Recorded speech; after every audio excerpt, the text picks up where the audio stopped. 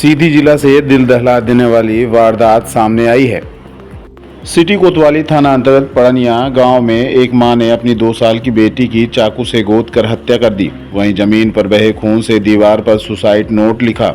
इसके बाद खुद पर भी चाकू से कई वार किए। आत्महत्या करने की कोशिश की लेकिन सफल नहीं हुई।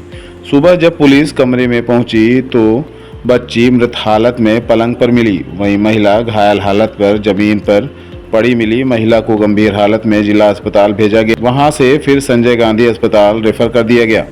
घटना की सूचना मिलने के बाद मौके पर पुलिस पहुंची और कमरे के अंदर साक्ष्य जुटाए। कमरे में पलंग पर मासूम बच्ची की खून से लथपथ लाश पड़ी हुई थी। जमीन पर बच्ची का खून बहा हुआ था। पुलिस ने जांच के बाद बच्ची के शव को पीएम के लिए भेज दिया है। वहीं महिला को गंभीर हालत में संजय गांधी अस्पताल में भर्ती किया गया है। महिला ने दीवार पर लिखे सुसाइड नोट में पति, सास, ससुर और ननद को अपनी और बच्ची की मौत का जिम्मेदार लिखा है। प्रारंभिक जांच में यह पूरा मामला घरेलू विवाद का बताया जा रहा है। घायल महिला के भाई ने ससुराल वालों पर दहेज के लिए प्रताड़ित करने और मारपीट किए जाने का आरोप लगाया है। भाई ने बताया कि रात में बहन का फोन आया था, उसने अनहोनी की आशंका जताई थी। उसके बाद सुबह यह कांड हो गया। पुलिस इस पूरे मामले की जांच कर रही है।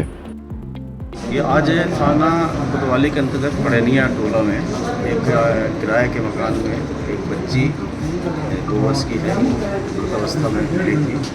पास ही उसकी मां का घायल अवस्था में थी, जिसे उपचार के लिए पहले सीधी भेजा गया, उसके बाद उसे रीवा भेजा गया, रेफर किया गया।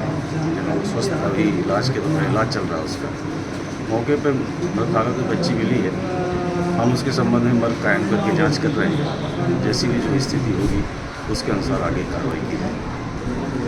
सर, जब से अपने बहन की शादी किया था उसके बाद से ही ये लोग लेके दहेज को लेके प्रताड़ित कर रहे थे। दहेज को लेके प्रताड़ित कर रहे थे। आए दिन इनके साथ मारपीट किया करते थे। उनकी माताजी हो गए, पिताजी हो गए और सूरज सिंह और इनकी बहनें, ये आए दिन इनके साथ मारपीट किया करते थे। इनका कहना था कि मैंने 2 लाख 3 लाख करीब इनको दहेज दिया था। इसके बाद ये बोल रहे थे कि हमें 4 व्हीलर चाहिए। और सर, हमारी 4 बहनें हैं, ये सबसे छोटी बहन थी हमारी। और मैंने शादी किया था कर्ज लेके। फिर इसके बाद मैंने बोला भी था कि हाँ, मैं कैसे भी करके उनको जो है तो 4 व्हीलर दूँगा। उसके बाद ये हमेशा मारपीट किया करते थे। फिर 4-5 महीने तक ये लोग वहाँ रखे। उसके बाद ये प्रताड़ित किया करते थे। फिर मैं इनको जब मारपीट किया करते थे इसके बाद अपने घर ले गया। जब अपने घर ले गए इनको तो फिर वहाँ से मतलब 2-3 महीने तक इनका कोई फ़ोन नहीं आया। फिर 4-5 महीने बाद इनका फ़ोन आता है कि आप भेज दो और मैं इनके साथ अब कुछ नहीं करूँगा, मैं इनको अच्छे से रखूँगा। फिर भी हमने नहीं भेजे, इनके ऊपर विश्वास हमने नहीं किया। फिर इन्होंने क्या किया कि जैसे सगे संबंधियों के द्वारा कुछ मतलब हमसे बातचीत कराई कि आज के बाद ऐसा नहीं होगा। फिर जब हमने फिर विचार किया अपने जीजा लोगों से, बड़े पापा लोगों, सब लोगों से विचार किया, सब लोगों के साथ बैठाए उठाए सहमत बनी।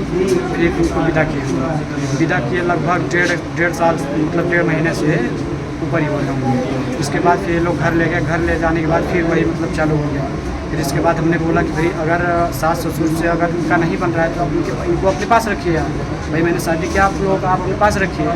फिर ये क्या किए कि रूम लिए। रूम लेने के बाद फिर ये गए तो वहाँ चले गए अपनी ड्यूटी पे जाने के बाद बहन को हमारे न तो कुछ खर्चा दे रहे थे न कुछ दे रहे थे। इसके बाद फिर वहाँ से जब आते थे ड्यूटी से फिर मारपीट किया करते थे। फिर कल की डेट में इन्होंने क्या बताया कि रात को 9 बजे करीब लगभग फ़ोन आया हमारे पास। 9 बजे करीब फ़ोन आया, बोले कि संगम ऐसा है कि मेरे साथ कुछ न कुछ हो सकता है, आप ऐसा करो कि आप हमको लेने चले आओ। मैंने बोला कि ऐसा है कि मैं आपको मतलब कल आप शाम भर रुक लो, मैं कल लेने आ जाऊँगा। जब वहाँ से फिर मैंने फ़ोन कट कर दिया। जब आज सुबह मैं तैयार होकर गाड़ी में बैठने लगा, उसके बाद यहाँ से फ़ोन जाता है तो उनको मार दिया गया है। घटना की वजह क्या मानते हैं?